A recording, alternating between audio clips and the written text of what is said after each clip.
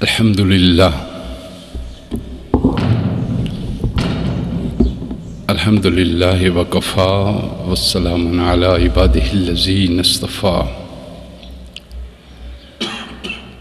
الحمد للہ حمدا کثیرا طیبا مبارکا والصلاة والسلام علی من لا نبی بعدہ اما بعد قال اللہ تعالی فی الکلام المجید والفرقان الحمید بسم اللہ الرحمن الرحیم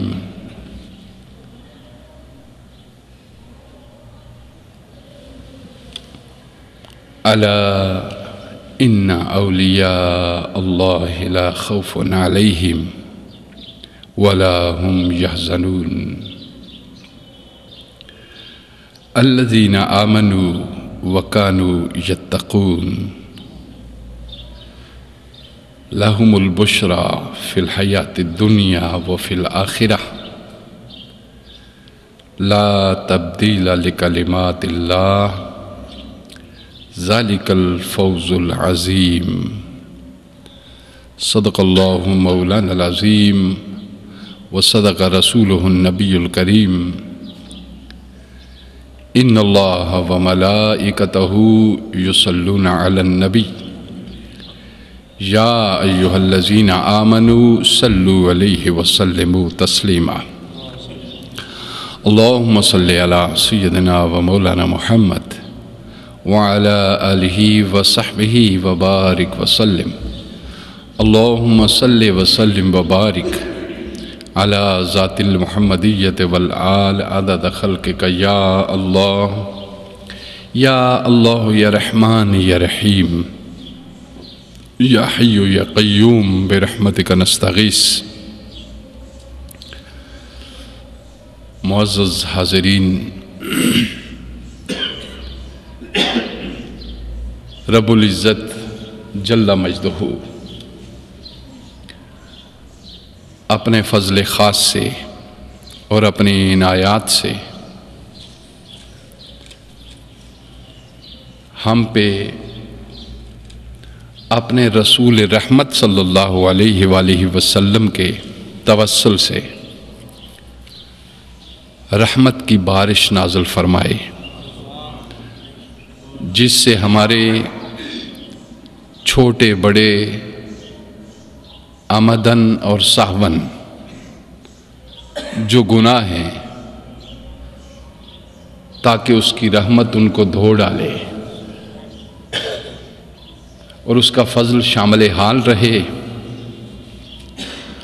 اور ہم اس کے نبی صلی اللہ علیہ وآلہ وسلم سے محبت و اطاعت و اتباع کا رشتہ قائم رکھیں،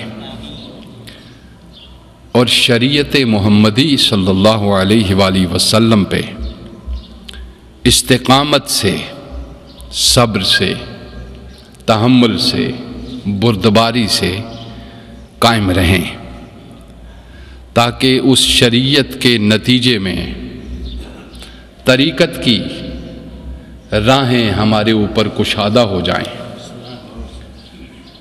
اور ان طریقت کی راہوں پہ چلتے ہوئے اللہ کی حقیقت، اشیاء کی حقیقت تک ہماری رسائی ہو اور ہم اس کی معرفت حاصل کر لیں، تاکہ ہم اپنی منزل کو پا لیں۔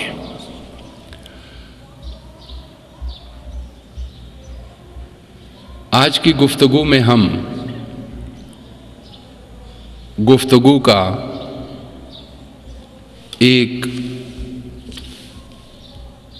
چیپٹر میں نے اس خطاب سے لیا ہے جو خطاب 545 ہجری میں خانقاہ قادریہ بغداد میں 3 شوال المکرم بروز اتوار سیدی و سید الاولیاء سیدنا میرا محی الدین شیخ سید عبدالقادر جیلانی رضی اللہ عنہ نے فرمایا تھا.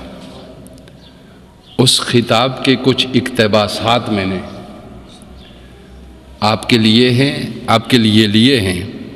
فتح الربانی آپ کی کتاب ہے، اس سے وہ آپ کے سامنے پیش کروں گا. اور اس سے پہلے ہم تمہیدی گفتگو کر کے بنیاد استوار کرتے ہیں، چونکہ ہر ایک شے کی کوئی بنیاد ہوتی ہے جس بنیاد پر وہ بلڈنگ کھڑی کی جاتی ہے. ہم طریقت کی بنیاد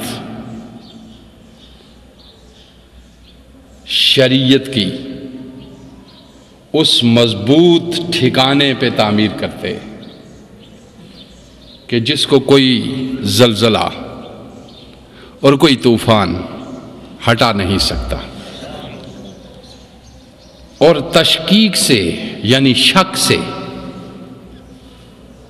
اس کی جڑوں کو ہم شریعت سے اکھیڑ دیتے ہیں، اور طریقت سے یقین کی منزل کی طرف سفر کرتے ہیں، اور حقیقت سے اپنے دلوں کے اور اپنے دماغوں کے حجابات اور پردوں کو ہٹا دیتے ہیں، تاکہ وہ رب اپنے فضل سے ہمیں اپنی معرفت تک پہنچا دیتا ہے. تو وَإِلَىٰ رَبِّكَ الْمُنْتَهَىٰ، جہاں سے ہم آئے تھے وہیں پہ پہنچ جانا یہ ہماری کامیابی ہے، اور جہاں سے ہم آئے تھے وہاں سے نیچے رہ جانا یہ ہماری ناکامی ہے. اور اس ناکامی کے کئی ایک درجات ہیں، وہ بعد میں ذکر کریں گے. شریعت محمدی صلی اللہ علیہ وآلہ وسلم ایک پسندیدہ نظام حیات ہے. اس کے خلاف معاشرت اور زندگی گزارنے کے جتنے بھی طریقے ہیں، یعنی شریعت کے خلاف، شریعت محمدی کے خلاف صلی اللہ علیہ وسلم زندگی گزارنے کے، معاشرت کے لیے جتنے بھی طریقے ہیں وہ سب خود ساختہ اور محض نفسانی ہیں. جی، وہ سب کے سب طریقے خود ساختہ ہیں اور نفسانی ہیں، اور خواہشات کی مکمل تکمیل ہے. عارضی طور پر خواہشوں کی مکمل تکمیل ہے. قرآن پاک نے ارشاد فرمایا وَمَن يَبْتَغِ غَيْرَ الْإِسْلَامِ دِينًا فَلَن يُقْبَلَ مِنْهُ، وہ ناپسندیدہ ہے راستہ جو اس کے راستے سے ہٹ کر متعین کیا جائے. جی، اب ہم سادہ لفظوں میں شریعت کو بیان کرتے ہیں کہ کیا ہے. تو شریعت خدا تعالیٰ کا وہ قانون ہے. سب لوگ جانتے ہیں کہ قانون کسی شخص کی رائے اور خواہش سے نہیں بدل سکتا. یعنی شریعت کیا ہے؟ وہ مجموعہ قوانین جو انسانی فطرت کے عین مطابق، شریعت کس کو کہتے ہیں؟ وہ مجموعہ قوانین جو انسانی فطرت کے عین مطابق پروردگار عالم نے جبریل امین کے ذریعہ سے نبیوں پہ بذریعہ وحی زندگی گزارنے کے جو اصول متعین کر کے اس ستارے پہ ہمیں بسایا ہے، جہاں آ رہے ہیں اور جا رہے ہیں، آ رہے ہیں اور کوئی مستقل رہ نہیں رہا، جہاں آ رہے ہیں اور جا رہے ہیں۔ یہاں ہمارے اوپر مسافرانہ قانون لاگو ہو رہے ہیں، اور اس مسافرت کو پیر صاحب تشریف لائیں، ذرا یہ چیئر آدھے کی کرتے تھوڑا سا اس کو چیئر کو اس طرف قریب کر، ماشاء بارک اللہ، اللہ آپ کو صحت سے نوازے، اللہ آپ کو صحت سے نوازے،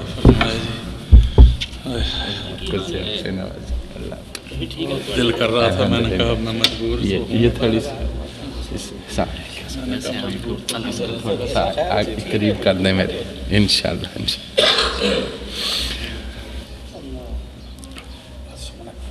تو شریعت مطہرہ یعنی شریعت وہ مجموعہ قوانین جو بطور وحی اللہ کے مقدس فرشتے جبریل امین کے ذریعہ سے انبیاء پہ مختلف شریعتیں نازل ہوتی رہی، ان شریعتوں کی تکمیل شریعت محمدی پہ ہوئی، ان شرائع کی تکمیل شریعت محمدی صلی اللہ علیہ وآلہ وسلم پہ ہوئی، ٹھیک ہے۔ اب وہ شریعت ان مجموعہ قوانین کو کہا گیا جو نظام حیات انسانی کے لیے ضروری قرار پائے، جن کے بغیر انسان ارتقائی منازل کو طے نہیں کر سکتا، اور ارتقاء زندگی کے لیے ضروری ہے، چونکہ جمود سے زندگی برباد ہو جاتی ہے۔ جب جمود طاری ہو جائے، جمود، تو اس جمود سے جو چیز جنم لیتی ہے اس کو تشقیق کہتے ہیں، اس کو کیا کہتے ہیں؟ تشقیق۔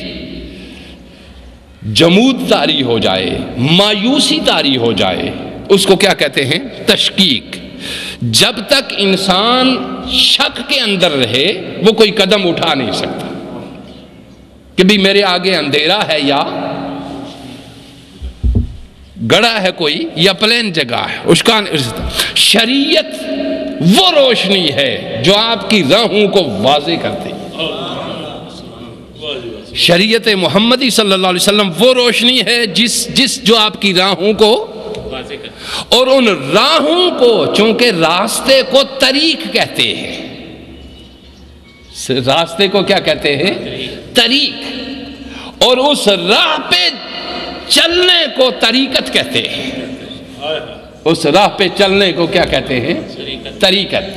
یعنی شریعت روشنی ہے، جس روشنی کی وہ ہدایت کا نور ہے، جس ہدایت کے نور کے ذریعہ سے آپ نے طریقت کی راہوں پہ سفر طے کرنا ہے۔ آپ سمجھ گئے؟ یہ ہے شریعت محمد۔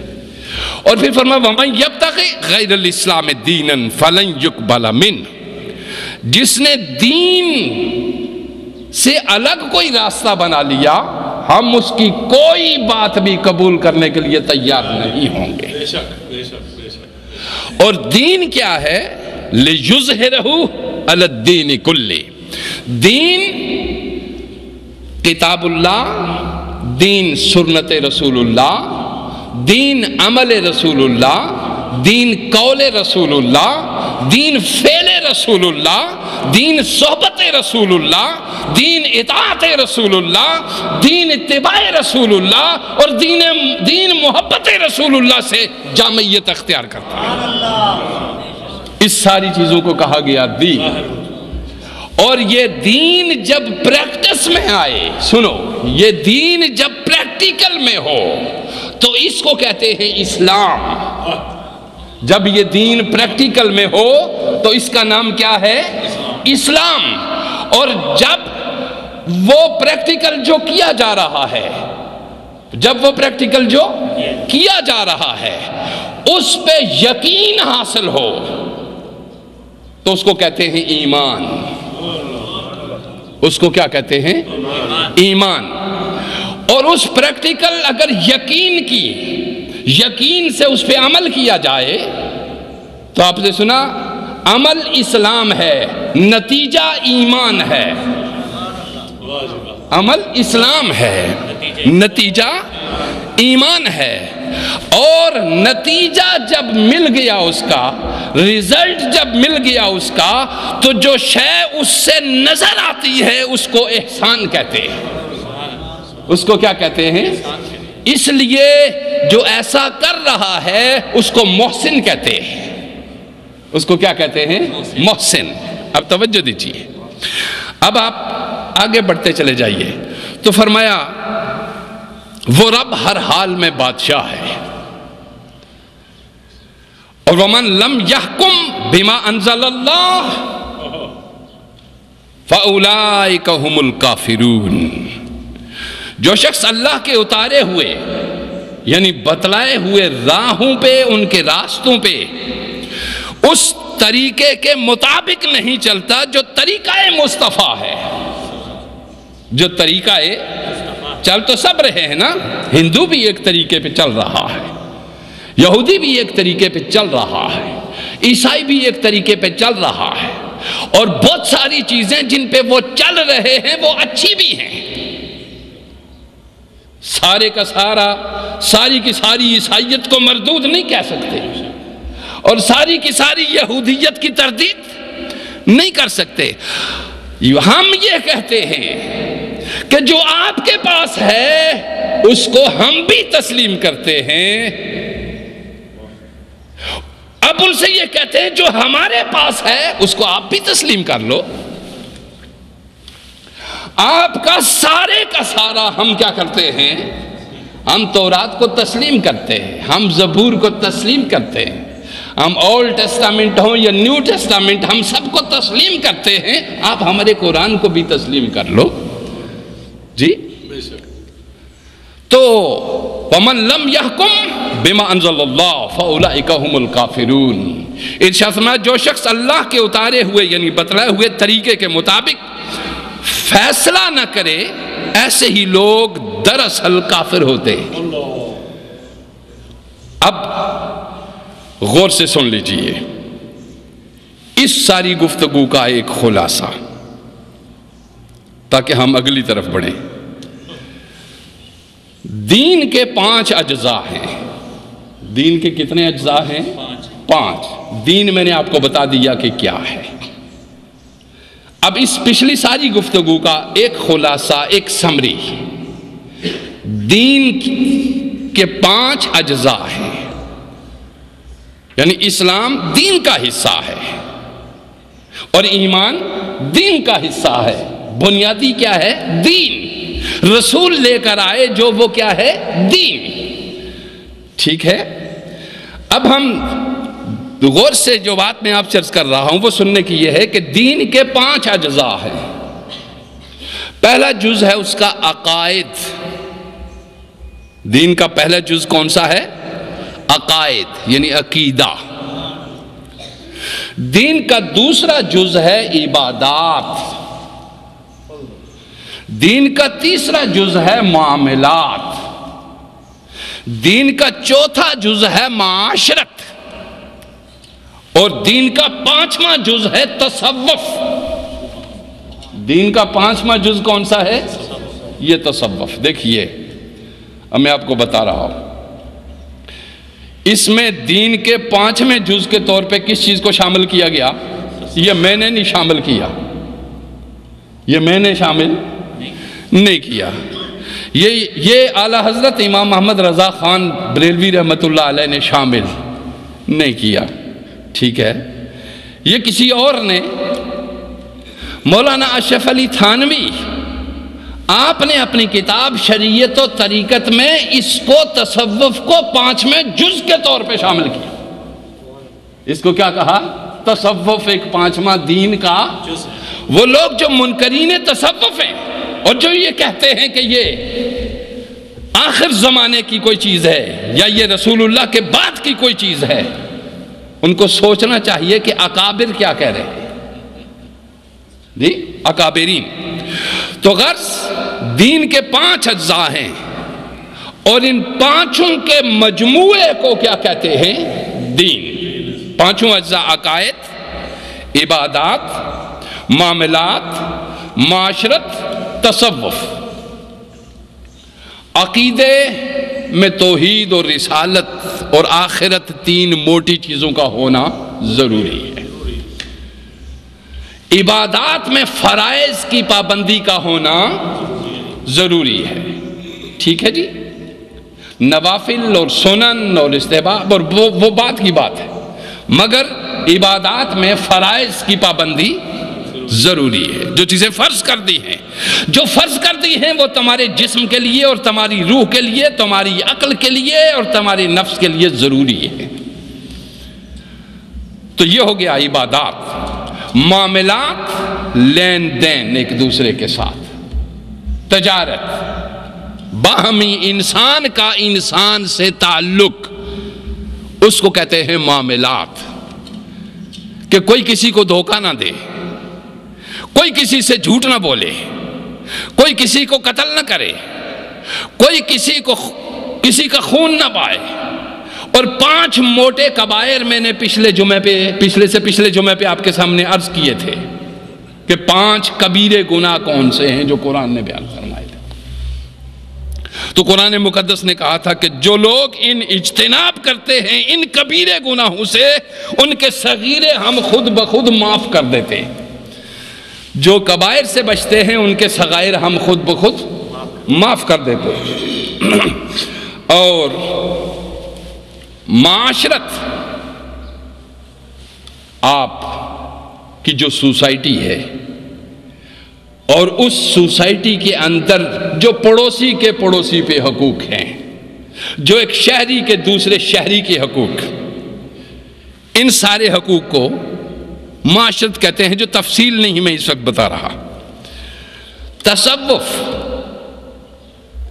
یہ جو پہلے 4 چیزیں جس کو حاصل ہو جائیں اس کو صفائی قلب حاصل ہو جاتی ہے، اور جس کو تصفیہ قلب حاصل ہو جائے اور اس تصفیہ قلب کے نتیجے میں جو چیز اس کے اندر پیدا ہوتی ہے اسی کو تصوف کہتے ہیں۔ اسی کو کیا کہتے ہیں؟ تصوف۔ یعنی دل صاف ہو گیا، دل کیا ہو گیا؟ کوئی کھوٹ اس کے اندر نہیں رہ گئی، کوئی کینہ اس کے اندر نہیں رہ گیا، اور کوئی بغض اور کوئی حسد اور کوئی شے اس کے اندر، کوئی لالچ اور کوئی حرص اور کوئی طمع اور کوئی تمنا اور کوئی خود غرضی اور کوئی خود پسندی اور کوئی تکبر اس کے اندر شامل رہ نہیں گیا۔ اس کا دل صاف ہو گیا۔ اسی صفائی قلب کا نام تصوف ہے، اور جس کا دل صاف ہو گیا اسے صوفی کہا گیا۔ اسے کیا کہا گیا؟ ایک صوفی ہم داڑھی رکھنے والے کو کہتے ہیں، اس کو صوفی کسی لغت میں نہیں کہتے۔ داڑھی رکھنے والے کو صوفی کسی لغت میں مجھے نہیں ملا کسی لغت کی زبان میں کہ داڑھی رکھے کوئی اور اس کو صوفی کہے۔ یہ ہمارا شاید رواج ہے یا کسی نے کہہ دیا، یا شاید یہ تھا کہ جو دل کو صاف کرتے تھے وہ شریعت کی پابندی میں ریش مبارک بھی رکھ لیتے تھے، تو شاید یہ علامت بن گئی تھی پہلے زمانے میں تصوف کی۔ یہ اس کو جو دل صاف کر لیتا تھا اس کو کیا کہہ دیتے تھے؟ صوفی۔ صوفی کا گویا اظہار ہو گیا ریش مبارک سے کہ اس کا باطن صاف ہے۔ اس کا باطن کیا ہو گیا؟ صاف ہو گیا۔ گویا اس کا باطن صاف ہو گیا، اسی لیے اس کا ظاہر بھی صاف ہو گیا۔ جی شریعت کے مطابق ہو گیا۔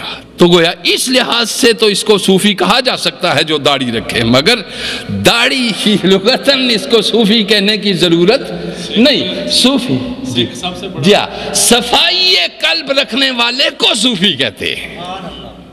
یعنی کچھ مرضیں میں نے آپ کو بتایا تھا دماغی ہیں، کچھ امراض عقلی ہیں، کچھ امراض قلبی ہیں، اور کچھ امراض روحانی ہیں، اور کچھ مرضیں جسمانی ہیں، اور یہ بڑی لمبی تفصیل ہے۔ کہ عقل کی کون سی مرض جسم میں آ کر کیا شکل اختیار کرتی ہے. یہ لمبی تفصیل ہے. اور یہ بھی بڑی لمبی تفصیل ہے کہ دل کی کون سی بیماری جسم میں منتقل ہو تو کون سی بیماری بنتی ہے. اور بیماریاں ساری کہاں لگتی ہیں؟ اندر. پھر آہستہ آہستہ جسم میں ان کا ظہور ہوتا ہے. آہستہ آہستہ جسم میں ان کو کیا کرتے ہیں؟ ظاہر ہوتی ہیں. کسی کی یہ بیماریاں جو اندر کی ہیں وہ بطور آزمائش کی ہوتی ہے، اور کسی کی یہ بیماریاں جو ظاہر میں ہوتی ہیں یہ بطور آزمائش کے نہیں، بطور سزا کے ہوتی ہیں. بیماریاں دونوں کو، مثلاً بیمار انسان کو ہوتی لگتی ہے، کسی انسان کے بدن میں جسمن بیماری لگی، اس انسان کے بدن میں جو بیماری آئی، دونوں بیمار ہوئے. مثلا حضرت ایوب علیہ السلام کے جسم میں کیڑے پڑ گئے، اور وہ کیڑے جو بھی نیچے گرتا آپ اس کو اٹھا کے پھر باڈی پہ، جسم پہ رکھ دیتے اور اسے کہتے تیری غذا اللہ نے یہ بنائی ہے، اس کو چھوڑ کے کدھر جاتا. اب وہ الگ سے ہے کہ وہ کیا مزہ لیتے تھے کیڑا نیچے سے اٹھا کر جسم میں رکھنے کے لیے. کہا جو یہ کاٹتے جاتے ہیں محبت خداوندی کا مزہ سوا ہوتا چلا جاتا ہے. کیڑے کی ہر کاٹ پہ اور ہر حرکت پہ مجھے رب کے ساتھ محبت دگنی ہوتی چلی جاتی. ایک مرض یہ ہے کہ بیماری لگے تو اس کو انعام سمجھ کے قبول کر لیا جائے، اور ایک یہ ہے کہ بیماری لگے اور اس پہ اللہ کا شکر اور صبر کرنے کی بجائے اس پہ آزاری اور تکلیف کی جائے. انسان کے بھی کوئی ظاہر میں کوئی ایسی بات تو کی نہیں جس کی یہ سزا ہے، تمہیں کیا پتا؟ کیا تو نے ہر سانس اس کی اطاعت میں لیا؟ کیا تو ہر رات اس کی خاطر جاگتا رہا ہے؟ کیا تیرا رزق حلال کا ہے؟ تجھے کیا پتا کہ تو غلطی کس کو کہتا ہے؟ ایک غلطی وہ ہے جو تیرا نفس دیکھتا ہے، اور ایک غلطی وہ ہے جو اللہ، اس کا رسول اور راہوں پہ دکھانے والے دیکھتے ہیں، جو یہاں تک اعلان کرتے ہیں کہ جو دم غافل سو دم کافر. آپ نے دیکھا. اب یہاں پہ ہم تصوف مجموعہ اس کا ہے دین، اور اس کو جو دل کو صاف کر لے تو بیماری، کچھ بیماریاں عقلی ہوتی ہیں جن کا ظہور کسی اور راستے سے ہوتا ہے، کچھ بیماریاں قلبی ہوتی ہیں جن کا ظہور کسی اور راستے سے ہوتا ہے، کچھ بیماریاں روحانی ہوتی ہیں جن کا ظہور کسی اور راستے سے ہوتا ہے. ساری بیماریوں کا ظہور انسانی باڈی سے نہیں ہوتا. کچھ بیماریوں کا ظہور معاشرے میں جہاں رہ رہا ہے وہاں ہو رہا ہوتا ہے. کچھ بیماریوں کا ظہور معاملات جو طے کر رہا ہوتا ہے، ایک دوسرے کے ساتھ لیتے ہو رہی ہوتی ہے، ان میں ظہور ہوتا ہے. وہ بیماریاں جو معاملات میں جنم لیتی ہیں اور وہ مرضیں ہیں، وہ بددیانتی ہے، وہ بدعہدی ہے دوسرے کے ساتھ، وہ دل آزاری ہے دوسرے کے ساتھ. وہ بیماری جو عقل کی ہے، وہ بیماری جو عقل کی ہے وہ لگتی ہے جب، تو اس کے اندر میں نے بتایا تھا آپ کو کہ اس کے اندر انسان خود پسند ہو جاتا ہے کہ میں ہی میں ہوں، اس جہاں میں دوسرا کوئی نہیں. وہ میں بکرے کی جب کسائی کی چھری کے نیچے آئی تو پھر میں کے بدلے تو کی اب صدا آنے لگی. پھر جب تیری میں ہو رہی ہے، ضرور کسی نہ کسی دن میں سے تیرا بدن تکڑا ہوتا چلا جائے گا، اور ضرور قربانی کے لیے کسی تکڑے جانور کو تلاش کیا جاتا ہے. سنو، یہ میں عقل کی بیماری ہے،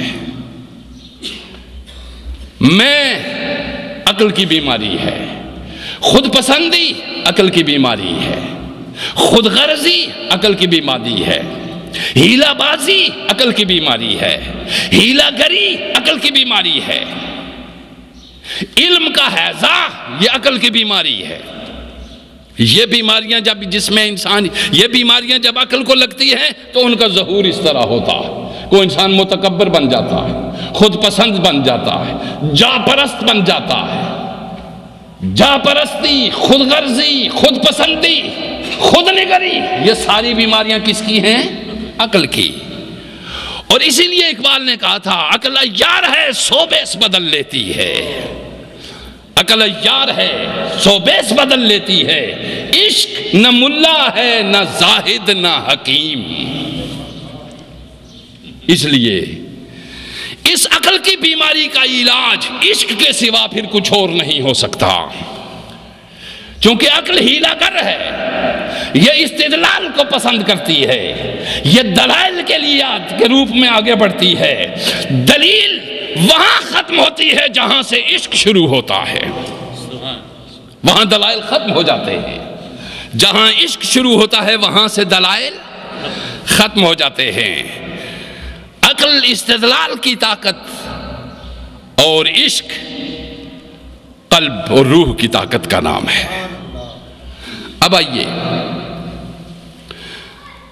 میں نے یہ جو بیماری ذکر کی عقل کی، وہ کس صورت میں ظاہر ہوتی ہے؟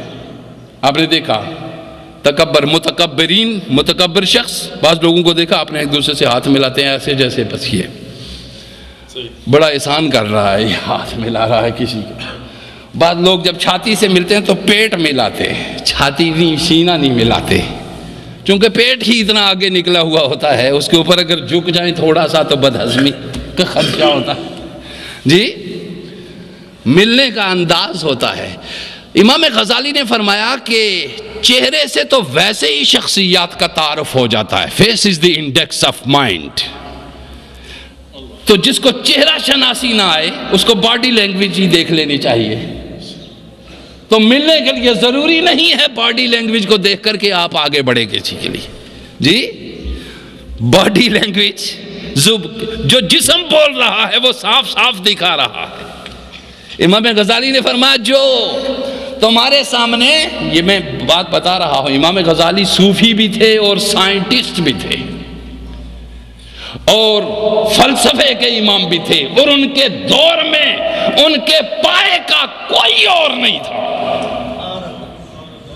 کون؟ امام غزالی، فلسفے کے امام، چونکہ یونان کے فلسفے کا رد اگر غزالی نہ ہوتے تو کوئی اور نہیں کر سکتا تھا،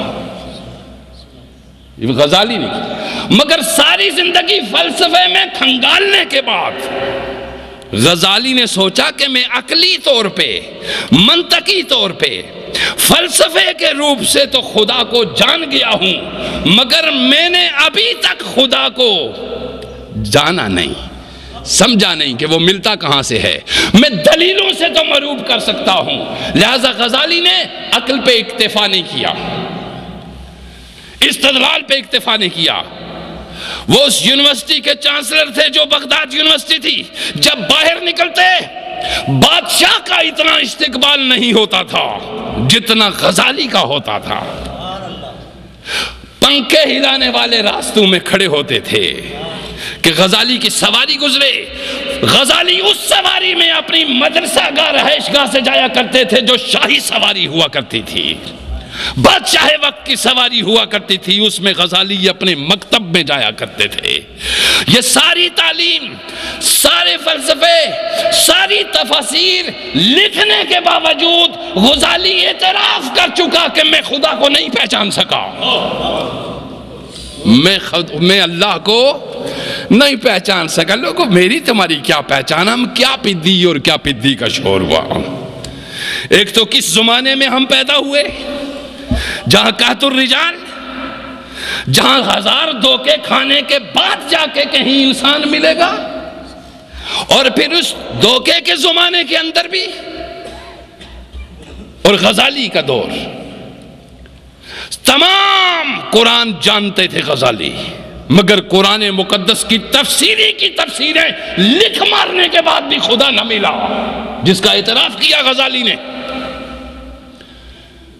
احادیث ساری پڑھنے کے بعد بھی خدا نہیں ملا، جس کا اعتراف کیا امام غزالی نے۔ پوری 5 وقتہ نماز ادا کرتے تھے. کیا سمجھتے ہیں آپ امام غزالی 5 وقت کی نماز نہیں پڑھتے ہوں گے؟ مسجد میں جماعت کے ساتھ.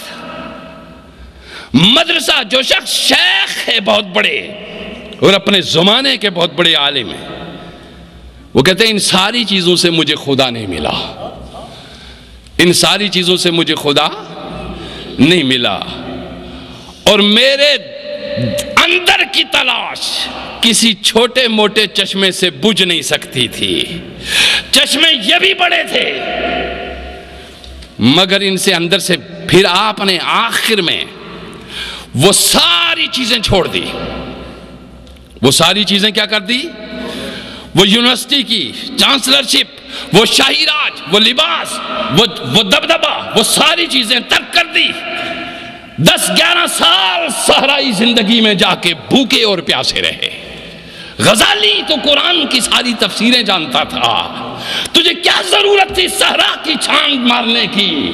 لیکن اقبال کہتا ہے فطرت کے مقاصد کی کرتا ہے نگہبانی، یا بندہ صحرائی یا مرد کوہستانی. اللہ پہاڑوں کی تنہائیوں میں ملتا ہے یا صحراؤں اور ریگستانوں میں ملتا ہے؟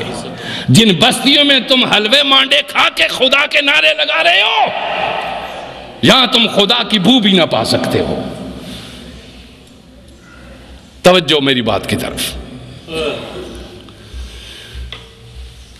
تو اب عقل کی بیماریاں میں نے آپ کو بتائی. عقائد کچھ عقل سے تعلق بھی رکھتے ہیں. توحید کو ہم دلائل سے ثابت نہیں کر سکتے، ٹھیک ہے؟ ذات خداوندی تک ہم رسائی اور اس کا اثبات نہیں کر سکتے. جنت کو آپ کیسے دیکھیں گے، کیسے ثابت کریں گے؟ وہ تو دیکھنے میں آ ہی نہیں سکتی ابھی تمہارے. لہذا کوئی ایسی آنکھ ضرور ہے جو اس مخفی جنت کو دیکھ لیتی ہے. کوئی ایسی آنکھ ضرور ہے جو اس مخفی جہنم کو دیکھ لیتی ہے. اب تیری کیفیت کیا ہوگی جب وہ مخفی جہنم تیری آنکھ دیکھ لے گی؟ تو تیری ساری کی ساری انرجی اندر کی گویائی کی ختم ہو جائے گی اور تجھ پہ خشیت الہی طاری ہو جائے گی اور تیری زبان بند ہو جائے گی اور تیری آنکھ برسنا شروع ہو جائے گی اور خواہشات و لذات و شہوات ترک ہو جائیں گی. آپ سمجھ گئے؟ وہ ساری کی ساری چیزیں کیا ہو جائیں گی؟ غزالی کو شاہی بستر سے اٹھ کے بھوکا رہنے کے لیے کیوں گیا؟ پیاسے رہنے کے لیے کیوں گیا؟ مخلوق کو فیض دیتا ہوا کیوں گیا؟ آپ سمجھے؟ پھر کتاب لکھی آپ نے المنقذ من الضلال. آپ دیکھیے کہ گمراہیوں سے میں ہدایت کی طرف کس طرح آیا، اور ہدایت کی طرف جب آئے تو پھر کتاب لکھی احیاء العلوم. اب اس کو بھی پڑھیے، وہ ساری تصوف کی کتاب ہے اور احیاء العلوم کا خلاصہ کیمیائے سعادت ہے. یہ کتابیں پڑھیے جن کتابوں کے لفظ لفظ میں لکھنے والے کی روح موجود ہے اور پکار پکار کے تجھے کہہ رہی ہے جائیں جا. تجھے اگر کوئی زندہ شخصیت نہیں ملتی تو میرے الفاظ ہی تیرے لیے کافی ہیں. میں نے یہ الفاظ میں اتنی توانائی پا دی ہے کہ تجھے جہنم کے محیط گڑھوں سے نکال کر جنت کی حسین وادیوں کی طرف لے آئیں گے. آپ سمجھے؟ اللہ غنی. تو عقل کی بیماریاں اور پھر کچھ مرضیں دل کو لگتی ہیں. کچھ مرضیں کس کو لگتی ہیں؟ صوفی وہ نہیں ہوتا جس کی عقل میں یہ بیماریاں ہوں جو میں نے آپ کے سامنے. صوفی خود غرض نہیں ہوتا، صوفی خود پسند نہیں ہوتا، صوفی متکبر نہیں ہوتا. آپ سمجھ گئے؟ یہ چیزیں صوفی میں نہیں ہوتی. گویا ان چیزوں کے نکلنے سے اس کا دماغ صاف ہو گیا، اس کا دماغ صاف ہو گیا. اور جب دماغ صاف ہو گیا تو ایک راستہ صاف ہو گیا، تکبر نکلا اور عاجزی آ گئی، انکسار آ گیا۔ ٹھیک ہے، اب ایک اور ہے دل کی مرض، دل کی امراض، اس کے لاتعداد امراض میں سے ایک مرض غضب کا ہے، غصہ۔ آپ دیکھتے نہیں کہ مسلسل ایک شخص ٹینشن میں رہے، اور خود ساختہ ٹینشن ہوتی ہے ایک، اور کوئی دوسرا ایک دیتا ہے۔ ایک وہ ہوتی ہے جو خود ساختہ ٹینشن ہوتی ہے، ایک وہ ہے جو کوئی دوسرا ٹینشن دیتا ہے۔ وہ جو خود ساختہ ٹینشن ہوتی ہے، یعنی اپنے بیجے ہوئے کانٹے، وہ جواب میں کانٹے جو مل رہے ہیں، ایک یہ ٹینشن ہوتی ہے، یہ چہرے کو انتہائی مکروہ کر دیتی ہے، یہ چہرے کو انتہائی مکروہ کر دیتی ہے، اس کی ساری رونق کو چھین لیتی ہے، اس کی زبان کو انتہائی غلیظ کر دیتی ہے۔ لہذا اس کی زبان منبر پہ اور ہوتی ہے اور گھر میں اور ہوتی ہے۔ یہ بات گھر والوں سے پوچھی جا سکتی ہے کہ منبر پہ کون کیا بولتا ہے اور گھر میں کون کیا بولتا ہے۔ بات وہ ہے جو تمہاری خلوت کی ہے، جلوت میں تو تم میں عزت، تم لوگوں سے ڈرتے ہو کہ فلانا کیا کہے گا۔ میں نے کہا جی گیلانی صاحب ہے، سید صاحب ہے، دیکھو جی کوئی کہے گا کس طرح بول رہے، کیسی بات ہے۔ تو بات کی تصدیق گھر والوں سے ہوتی ہے، بچوں سے پوچھا جا سکتا ہے، بیوی سے پوچھا جا سکتا ہے، ماں باپ سے پوچھا جا سکتا ہے کہ بیٹا کیسا ہے، بیوی سے پوچھا جا سکتا ہے کہ شوہر کیسا ہے۔ تو سب سے بڑی معتبر گواہی گھر کی ہے۔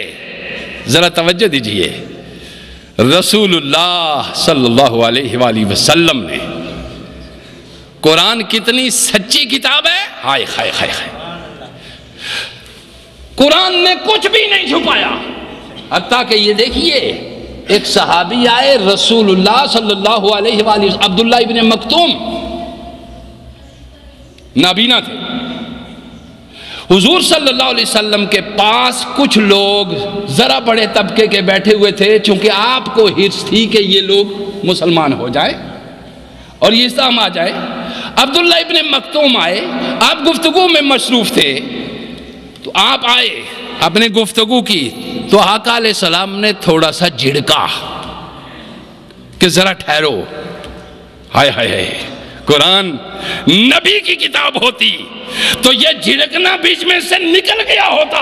قرآن اللہ کی کتاب تھی، نبی کا جھڑکنا بھی باقی رکھا گیا۔ جی انجاءہ الاعمی، قرآن پاک کی آیت ہے، عبس وتولی۔ آپ نے تھوڑی سی بے رخی برتی ہے اس نابینے سے۔ یہ آپ دیکھ رہے ہیں، اللہ نے فرمایا نبی ان سے بے رخی مت برتو۔ کوئی مسلمان ہوتا ہے ہوئے، کوئی کلمہ پڑھتا ہے پڑھے، کوئی تیری بات مانتا ہے مانے، کسی کو اٹھانے کی ضرورت نہیں۔ ہر شخص حاجت مند ہے، اور تجھے سب کی حاجت روائی کے لیے کوثر کا چشمہ عطا کر دیا گیا ہے۔ اب آئے، جس کی مرضی آئے اپنی پیاس بجھائے، جس کی مرضی ہے نہ آئے۔ محبوب جو آتے ہیں ان کو نہیں جھڑکنا، جن کو بلایا جائے ان کو رہنے دو، جن کو بلایا جائے ان کو رہنے دو۔ ہائے، بات سنیے ذرا، بس بات کہاں سے کہاں نکل جاتی ہے۔ میں موضوع تھا کہ میں نے آپ کے لیے آج سیدنا شیخ عبد القادر جیلانی حضور غوث پاک کے خطبے میں سے کچھ اقتباسات پیش کرنے تھے، اور اب چونکہ بنیاد ہم نے شریعت کی رکھی تھی کہ شریعت پہ چلنے والی ہی طریقت مقبول ہے، اور شریعت سے ہٹی ہوئی کوئی طریقت بھی مقبول نہیں، وہ مردود ہے۔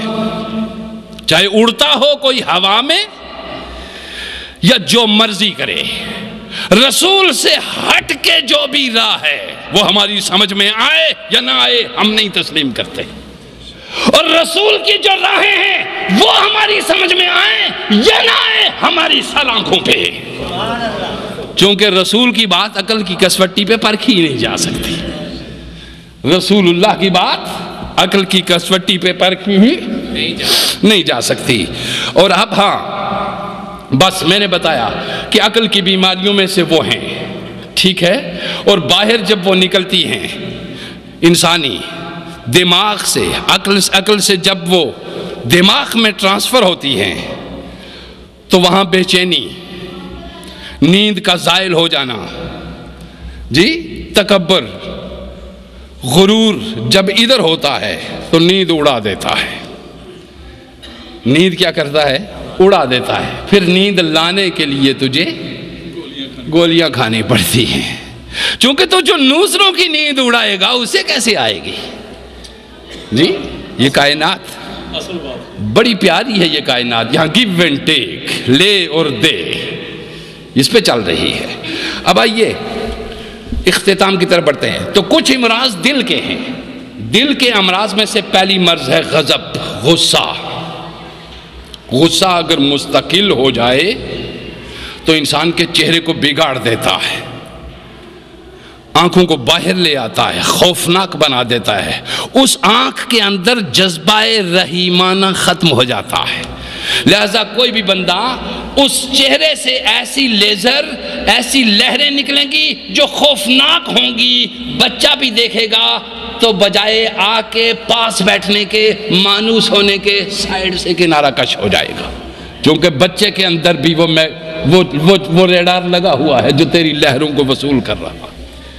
اور اگر تیرے اندر وہ غضب، وہ غصہ، وہ چیزیں نہیں پائی گئی تو کالا بلال بھی ہوگا، تو تیرے اندر کی مقناطیسی لہریں پیغمبر محمد مصطفیٰ کو بھی کھینچ لائیں گی۔ سنو ذرا، توجہ دیجئے میری بات کی طرف، میں دین سمجھا رہا ہوں آپ کو، مسئلہ نہیں، دین سمجھا رہا ہوں۔ یہ دین ہم سے دور ہو گیا، اس دین سے ہم دور ہو گئے، لہذا فساد ہی فساد، فساد ہی فساد، بے چینی ہی بے چینی، تباہی ہی تباہی، بربادی ہی بربادی، ایک دوسرے کو کاٹ رہا ہے، دوسرا تیسرے کو کاٹ رہا ہے، اولاد ماں باپ سے دور ہو گئی، ماں باپ اولاد کے لیے بے چین پھر رہے ہیں، اور کون سا دین لیے ہوئے تم پھر رہے ہو؟ نبی کا دین تو یہ ہے جس میں نبی تمہارے باطنی حواس کی بھی اصلاح کرتے ہیں، تمہارے دماغ کی بھی اصلاح کرتے ہیں، تمہارے دل کی بھی اصلاح کرتے ہیں، اور تمہاری روح کی بھی اصلاح کرتے ہیں۔ جب دل، دماغ اور روح کی صفائی ہو جائے تو اس عمل پورے کے پورے اس سارے مجموعے کو تصوف کہتے ہیں، اور جس کو یہ تصوف حاصل ہو جائے وہ صوفی ہوتا ہے۔ اب آپ کو سمجھ آئے، داڑھی والے کو میں نے پہلے بتایا، ویسے ہی صوفی، پتہ نہیں مجھے نہیں معلوم کس زبان میں کہتے ہیں، ہمارے ہاں رواج مروج ہے داڑھی والے کو صوفی صاحب، صوفی صاحب، ٹھیک ہے؟ تو پہلے صوفی دل کی صفائی والے کو کہتے تھے، دولت کے انبار بھی لگے ہوئے ہوں، اس کو ایک نوالا چاہیے ہوتا ہے، باقی ساری حاجت مندوں کو بانٹ دیتے ہیں، یہی رسول کا تصوف ہے۔ انبار لگے ہوئے ہوں، اٹھا کے دے دیا جائے، یہ تصوف ہے۔ دے دینا یہ تصوف ہے، اور چھینتے رہنا یہ مکاری ہے، یہ مکاری ہے۔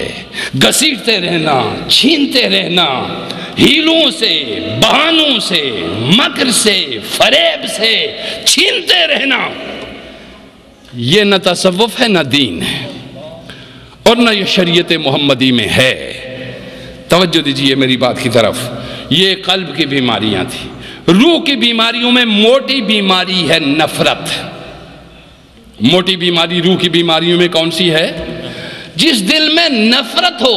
روح کی غذا محبت ہے۔ روح کس سے پروان چڑھتی ہے؟ محبت سے۔ روح محبت سے پروان چڑھتی ہے، اور اگر محبت کی جگہ نفرت لے لے تو روح کی غذا ختم ہو جاتی ہے۔ جب روح کی غذا ختم ہو گئی تو صفائی میسر نہ آئی، جب صفائی میسر نہ آئی تو تصوف نہ آیا، جب تصوف نہ آیا تو صوفی نہیں بن سکتا۔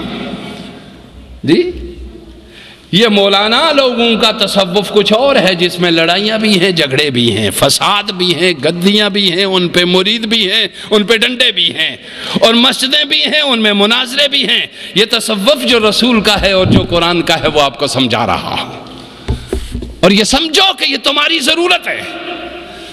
اور اس میں یہ تین چیزیں میں نے آپ کے سامنے عرض کر دی۔ اب آخری برکت کے لیے آپ کے وہ الفاظ جو حضور غوث الاعظم نے، یہ بنیاد تھی، اس تمہید میں نے باندھی آپ کے سامنے۔ تصوف میں نے بنایا کہ یہ دین کا 5واں جز ہے، اور یہ 5واں جز کس نے لکھا ہے؟ مولانا اشرف علی تھانوی نے، جو بند سے جو فاضل تھے اور جن کی کتاب ہے شریعت و طریقت، اس میں تصوف کو 5واں جز شامل کیا ہوا ہے۔ اور تصوف کیا ہے؟ ہم کہتے ہیں محلے میں ایک بندہ بیٹھا ہوا ہے، وہ کہتے ہیں جی کوئی جادو ہو گیا، اس کے پاس دڑا دڑ ضعیف الاعتقاد خواتین بڑھ رہی ہوتی ہیں، جیبیں کٹا رہی ہوتی ہیں، عزتیں لٹا رہی ہوتی ہیں، شکلیں دیکھو ان کی منحوس، اور شیاطین کے بھی باپ دادے، عمال، جفار، نجوم، تمہاری ضعیف الاعتقادی نے ان کے بارے نیارے کر رکھے، اور تم ضعیف الاعتقاد کیوں ہو کہ تم خدا کے دروازے سے ہٹ گئے ہو، اور خدا کے دروازے سے تم کیوں ہٹے ہو کہ نبی کی شریعت کی چھوڑ دیا ہے۔ نبی کی شریعت چھوڑ کر کسی کو بھی خدا کا دروازہ نہیں ملتا، سوال ہی پیدا نہیں ہوتا۔ شریعت محمدی کو چھوڑ کر کوئی خدا کا دروازہ تلاش کر لے، میں نہیں جانتا۔ اب سیدنا غوث الاعظم شیخ عبد القادر جیلانی، آپ کی یہ بات میں آپ کو سمجھانا ابتدا برکت کے لیے لے رہا ہوں، اگلے دنوں میں یہی خطاب آپ کا کروں گا، اگلے سارے دنوں میں غوث پاک کا خطاب آپ کو سناؤں گا، اگر مجھے میرے رب نے توفیق دی۔ اب میں کوئی بات نہیں کروں گا، اب میں غوث پاک کا خطاب آپ کو آئندہ سنایا کروں گا، ٹھیک ہے؟ جو تعلیمات ہے اولیاء اللہ کی، سنو۔ حضور سیدنا شیخ عبد القادر جیلانی فرماتے ہیں، ویحکا، تجھ پہ مجھے افسوس ہے۔ یہ خطاب کون سی تاریخ کو ہے؟ اتوار کو صبح، آپ ہفتے میں 3 دن واز فرمایا کرتے تھے، اتوار، جمعہ اور منگل گفتگو ہوتی تھی حضور غوث پاک کی۔ پہلے سننے والے تھوڑے تھے، پھر بڑھتے گئے، پھر بازار سے، پھر مسجد سے بازار باہر میدان میں نکلے، پھر وہاں سے عیدگاہ میں نکلے، پھر عیدگاہ میں بھی نہ سمائے، کھلے میدان میں نکلے جہاں 70 ہزار سامعین ہوتے تھے۔ سبحان اللہ! کتنے سامعین ہوتے تھے؟ 70 ہزار۔ اگلی باتیں آپ کو بات بھی سناؤں گا ابھی۔ ویحکا اذا کان السائل ہدیۃ اللہ عز وجل، فرمایا سائل اللہ کا بھیجا ہوا ہدیہ ہے تیرے پاس۔ سائل اللہ کا، ایک سائل یہ ہیں جو باہر کان کھا رہے ہیں، دیکھیے ان کو سائل مت کہو، یہ گداگر ہیں۔ یہ کیا ہیں؟ گداگر ہیں۔ یہ گداگری پاکستان میں بڑا مافیا ہے، بلکہ سارے مسلمان ممالک کے اندر یہ بیگرزم، یہ تجارت بن چکی ہے، اور اس تجارت کو بھی اسی طرح فروغ دیا جا رہا ہے جس طرح ملاوٹ کو فروغ دیا جا رہا ہے، جس طرح دعاؤں کی ملاوٹ کو۔ اس کے پیچھے بھی بڑے بڑے چوزے، اور تم کچھ نہیں کہہ سکتے اور تم کچھ نہیں کر سکتے، کیونکہ تمہیں عزت ہی بچانی بڑی مشکل ہے۔ لہذا یہ مافیا کے ساتھ مت چھیڑو، مافیا ہے۔ ایک یہ سائل ہے، آپ کہیں گے شاہ صاحب نے جب کہہ دیا ہے کہ سائل کو دینا ہے تو یہاں سے وہاں تک تو درجنوں ہو گئے، پھر کیا ہوگا؟ میں بتا رہا ہوں کہ یہ سائل نہیں، قرآن نے کہا ہے کہ سائل وہ ہے کہ جس کے ہاتھ کبھی مانگنے کے لیے اٹھے نہیں ہوں گے، جس کا چہرہ تمہیں بتائے گا کہ یہ انتہائی ضرورت مند ہے مگر اس کی خودی اس ہاتھ پھیلانے اور زبان پھیلانے کے لیے اجازت نہیں دیتی، یہ باغیرت انسان ہے، وہ سائل ہے۔ ایسا سائل کبھی آتا ہے انسانوں کے، چونکہ اس دور میں حاجت مند لوگ ہیں، ایسے سائل بڑے بڑے، آپ حضور نے فرمایا سائل کو مت ٹھکراؤ، چاہے گھوڑے پہ سنہری زین لگا کے بھی آئے۔ تو کیا سونہری زین یا گھوڑے پہ آنے والا سوداگر یہ اس طرح کا ہوگا؟ جی تو کیا مطلب کہ وہ اپنی عزت کو نیلام نہیں کرتا، خود ہی نہیں بیچتا، ہاتھ نہیں پھیلاتا۔ تمہارا حق ہے کہ تم ضرورت مند کو تلاش کرو، تمہیں کہا گیا ہے کہ تم اس کی علامات سے دیکھ لو، اس کے رہنے سہنے سے دیکھ لو۔ فرمایا وَيْحَكَ إِذَا كَانَ السَّائِلُ هَدِيَّةَ اللَّهِ عَزَّ وَجَلَّ وَأَنْتَ قَادِرٌ عَلَىٰ أَعْطَائِهِ كَيْفَ تَرُدُّ الْهَدِيَّةَ إِلَىٰ مُهْدِهَا۔ آپ نے فرمایا سائل اللہ کا ہدیہ ہے اور تو مال دینے پہ قادر ہے، جی تو مال دینے پہ قادر ہے، تو پھر کیسے ہدیے کو تو واپس بھیج رہا ہے؟ آپ سمجھ گئے؟ میری پہلی بات بھی آپ نے سن لی، یہ پروفیشنل بیگر، اس کو اسلام نے لعنت قرار دیا ہے، اور یہ سائل جو حاجت مند ہے مگر کہیں ہاتھ نہیں پھیلا سکتا، یہ جن کو تم دے رہے ہو یہ اور لوگ ہیں، مسجدوں میں اٹھ کے مانگ کے آوازیں لگاتے، چیختے چلاتے، اس قدر نفسیات انسانی کے ساتھ سوداگری کرتے ہیں یہ لوگ۔ آپ سمجھئے؟ فرمایا اب فرمایا تم میرے پاس آتے ہو، لوگوں کو مخاطب ہو کر فرماتے ہیں سیدنا غوث العظم، غوث العظم، میں نے کیا کہا؟ سیدنا غوث العظم۔ بعض لوگوں کو غوث العظم پہ احترام ہے، میرا تو ناتا اور رشتہ ہے نا غوث العظم سے، میں تو اولاد ہوں اس کی، میں نے آج تک آپ کو سیدنا شیخ عبد القادر جیلانی کہا ہے، غوث العظم آج کہنے لگا ہوں پہلی بار۔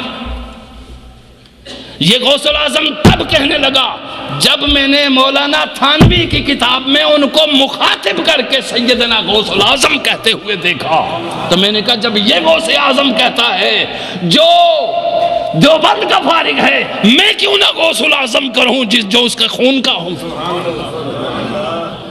لہذا میں بھی غوث العظم سیدنا میرا محی الدین شیخ سید عبد القادر جیلانی رضی اللہ عنہ۔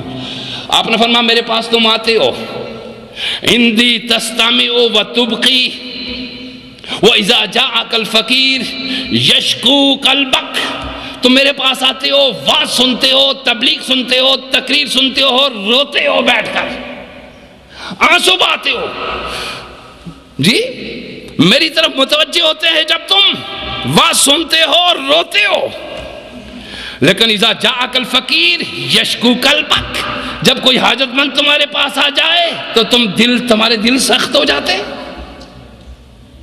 سنیے ذرا، سائل آیا تو دل، آپ فرماتے ہیں سنو ذرا، اس سے کیا ظاہر ہوتا ہے؟ غوث پاک فرماتے ہیں، سیدنا شیخ میرا محی الدین عبد القادر فرما رہے ہیں فَضَلَّ عَلَىٰ أَنَّ سَمَاعَكَ وَبَقَاؤُكَ مَا كَانَ خَالِصًا، آپ نے فرمایا اس سے ظاہر یہ ہوتا ہے کہ تیرا یہ سننا، یہ رونا، یہ سر دننا اخلاص پہ مبنی نہیں ہے، اخلاص پہ مبنی۔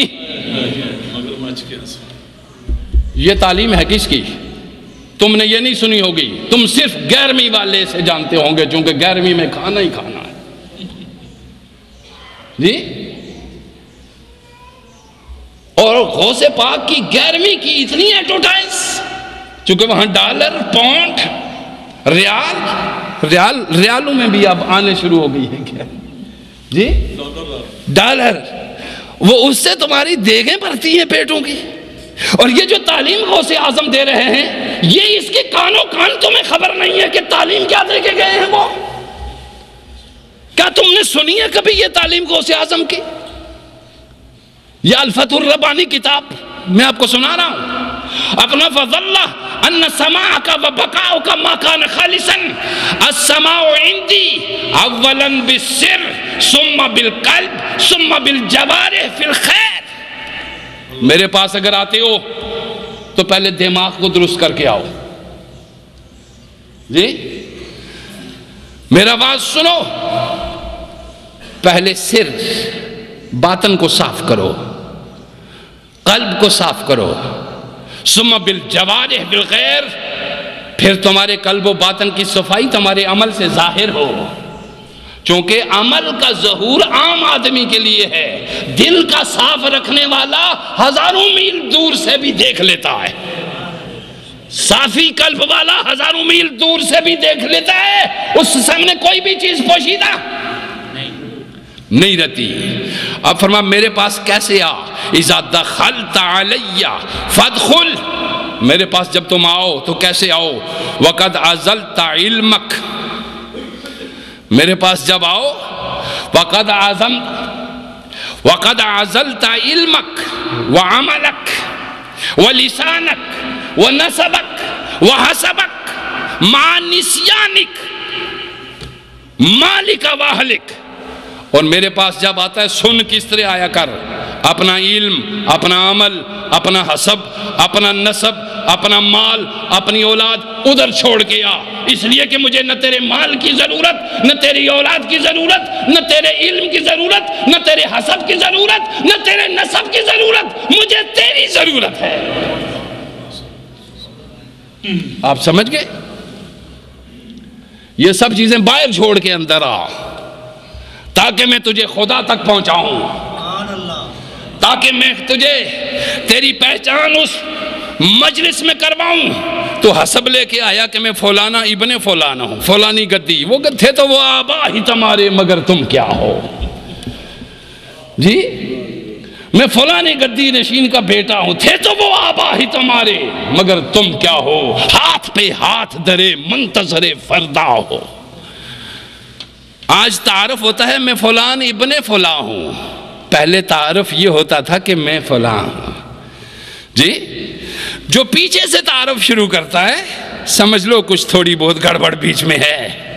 جی تو کافی ہے خود اپنا تعارف، تو خود اپنا تعارف کافی ہے، پچھلے تعارف کو چھوڑ۔ غوث پاک فرماتے ہیں یہ چیزیں چھوڑ کر کف بین یدی عریان القلب اما سوى الحق، میرے سامنے کھڑا ہو جا، جی دل صاف کر کے لے آ، سچا بندہ بن کے آ، دل خالی کر کے آ، حتی یکسوہ بقربہ وفضلہ ومننہ، تو یہ دل کے اوپر کا غلاف اتار کے آ تاکہ میں تیرے دل کے اوپر اللہ کے فضل کا غلاف چڑھاؤں، اللہ کے احسانات کا غلاف چڑھاؤں، اس کی معرفت کا غلاف چڑھاؤں، اس کی خلط پہناؤں تجھے۔ تو یہ ادھر چھوڑ کے آ، تو میرے پاس آتے ہوئے ایسا کرے گا اگر وَإِذَا فَعَلْتَ هَذَا عِنْدَ دَخُولِكَ عَلَيَّ، جب تو اس طرح میرے پاس آئے گا نا پھر کیا ہوگا؟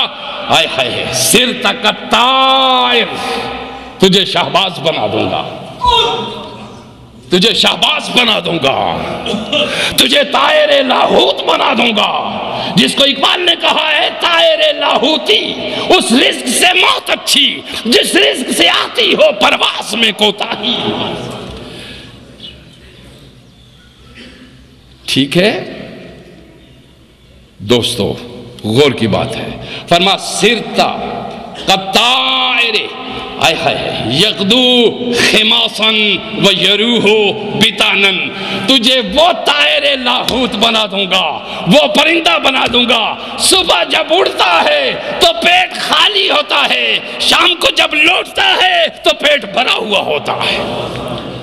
یہ غوث اعظم کے خطاب کی ایک جھلک تھی جو آپ کو دکھائی ہے۔ میرا رب میرے حال پہ بھی رحم فرمائے، لوگوں یکسو ہو جاؤ، تمہارا کوئی بھی نسب ہو یکسو ہو جاؤ، اللہ سے اور اس کے رسول سے دھوکہ مت کرو، وہی کہو جو ہو، وہی بتاؤ جو ہو، وہی کرو جو رسول اللہ نے فرمایا۔ یہ مت کہو کہ ہم سنتوں پہ عمل کر رہے ہیں، اور سنت جو تیرے حصے میں آئی ہے اس پہ عمل کر، ساری سنتوں پہ عمل کرنا تیرے لیے ممکن ہی نہیں ہے۔ آپ سمجھ گئے؟ ساری سنت تو نبی کی طرح کیسے ہو سکتا ہے؟ صحابی روزہ رکھنے لگے، کچھ دو چار کے بھی حضور علیہ السلام روزہ رکھتے ہیں، 2 دن 3 دن روزہ رکھا، الٹے پڑ گئے، بڑے درجے کے لوگ تھے، اصحاب تھے رسول، اصحاب رسول جیسا کوئی اور ہو ہی نہیں سکتا، نہ ولی نہ کتب نہ غوث، مگر روزے رکھنے لگے۔ کسی نے کہا یار رسول اللہ تو معصوم ہے گناہوں سے، وہ معصومیت کے باوجود روزہ رکھتے ہیں۔ کسی نے کہا میں آج سے بیوی کے قریب نہیں جاؤں گا، کسی نے کہا میں آج سے جو ہے وہ روزہ رکھوں گا، کسی نے کہا میں پوری زندگی نماز پڑھتا رہوں گا۔ اور جب دیکھا تو جو پوری دیر بیوی کے قریب نہ جا سکا اس کی نگاہیں پاک نہ رہ سکی، اور جو روزے سے جس نے رہا وہ بھوک برداشت نہ کر سکا، پڑا رہا۔ سنو ذرا، توجہ دو، رسول ادھر سے گزرے، کہا اوے تم کیوں پڑے ہوئے ہو ادھر؟ نے کہا یا رسول اللہ ہم نے یہ ارادہ کیا تھا۔ آپ نے فرمایا اوے ایکم مثلی، تم میں سے کون محمد بننے کا ارادہ رکھتا ہے؟ تم محمد بن سکتے ہو؟ لہذا اسی سنت پہ عمل کرو جو تیرے جچتی ہے، جو تجھے جچتی ہے۔ اگر تو اس کی سنت جو داڑھی کی ہے اس پہ عمل کر سکتا ہے، یہی رکھ، اگر چہرے پہ اچھی لگتی ہے، درست رکھتی ہے، ایسی بے ڈول نہ ہو جائے جو چہرے کا ہی سارا حسن تباہ کر دے اور رسول کی سنت بے ڈول لگنے لگ جائے۔ پگڑی باندھتا ہے تو ایسی نقاشی پگڑی نہ بنا کے باندھ کہ تو کسی کمرشل ایڈورٹائزنگ ایجنسی کا وہ بن جائے شوکیس کا پیس۔ رسول کی پگڑی کی طرح باندھ جو بڑی سادہ تھی۔ جی آئے ہائے سبحان اللہ و بحمدہ سبحان اللہ العظیم، سبحان اللہ و بحمدہ سبحان اللہ العظیم، سبحان اللہ و بحمدہ سبحان اللہ العظیم۔ اللہ وحدہ لا شریک ہے، اللہ وحدہ لا شریک ہے، اس کی ذات، صفات، افعال، کسی شے میں کوئی شریک نہیں۔ مسلک، مذہب اسلام ہے صرف، اس کے سوا کوئی دوسرا مذہب، مسلک سنت محمدی ہے صرف، شریعت محمدی ہے صرف، اس کے علاوہ جو تو نے اپنی چند ٹولیاں بنا کے بکھیر دیا ہوا ہے امت مسلمہ کا، یہ قابل افسوس ہے، یہ قابل، تم اپنے دل میں خود رات کو تو جھانک کے دیکھو کہ ہم کر کیا رہے ہیں۔ سماکم المسلمین، تم سب مسلمان ہو، وابی ہو کہ بریلوی ہو کہ دیوبندی ہو کہ شیعہ ہو، کوئی سلفی ہو، کوئی بھی ہو تم سب مسلمان ہو۔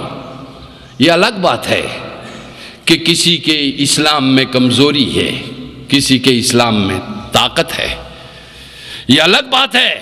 عبادات تم سب کرتے ہو، کوئی زیادہ عابد ہے، کوئی کم عابد ہے، یہ سب بات ہے کہ محبت رسول سے تم سب کرتے ہو، کسی کا طریقہ الگ ہے، کسی کا الگ ہے۔ لہذا اس غلیظ اور گندی چیزوں کو درمیان میں سے نکال دو، ورنہ پیس دیے جاؤ گے،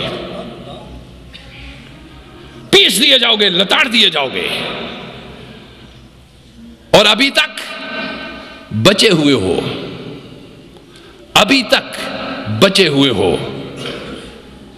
ابھی تک بچے ہوئے ہو، اس لیے کہ اللہ کی منشا تھی کہ وہیں لے جاؤں میں ایک بڑی طاقت کو، جہاں پتھروں کو پستے ہوئے، لاشوں کو بکھرتے ہوئے، خون کو بہتے ہوئے، اعضاء بکھرتے ہوئے بھی دیکھ کر جن کے دل دہل نہ جائیں، بے خوف نہ ڈر، بہادر قوموں کے جو وطیرے ہوا کرتے ہیں، وہ افغانستان جہاں سے ہر ولی پاکستان میں آتا رہا ہے، شہنشاہ بغداد، گنج بخش علی حجویری، فرید الدین گنج شکر، پاک پتن، خواجہ عثمان ہارونی، یہ سارے لوگ کدھر سے آئے ہیں؟ اسی سرزمین سے آئے ہیں، اسی سرزمین نے پیدا کیے ہوئے یہ لوگ ہیں، اور وہی وحدت کی سرزمین ہے، اور اسی کے بہادر جرنیلوں کے نام پہ تمہارے میزائل بھی بن رہے ہیں، اور تمہارے آئٹم بم بھی اسی دنیا سے آئے ہوئے بہادر، اور تمہارا اسلام بھی اور کفر کو پسپا بھی بر صغیر میں پاک و ہندوستان کے اندر مسلسل حملے اور پسپائی بھی اسی جگہ سے ہوتی رہی ہے، اور غلبہ اسلام بھی اسی دین صوفیہ کے تحت سے ہوگا جو توحید کے زبردست پرستار اور جو اللہ کے رسول کے فتاب فرمان اور شریعت محمدی کے۔ لہذا لوگوں دورنگیاں چھوڑ دو، فرقواریت بڑی گندی چیز ہے، احترام کرو ایک دوسرے کا، عزت کرو ایک دوسرے کی، شرم و حیا کرو ایک دوسرے سے۔ ایک مسلک کے ہو کر تم بکھرتے چلے جاتے ہو، ایک مذہب کے ہو کر تم بکھرتے چلے جاتے ہو۔ مجھے بتاؤ یہ تمہارے بکھرنے، یہ تمہارے بکنے، تم چند دن کی لذت کے لیے، یہ چند دن کی ٹھیکیداریوں کے لیے کیوں ذلیل ہوتے ہو؟ میرا رب مجھے اور آپ کو محفوظ رکھے۔ وما علینا الا البلاغ۔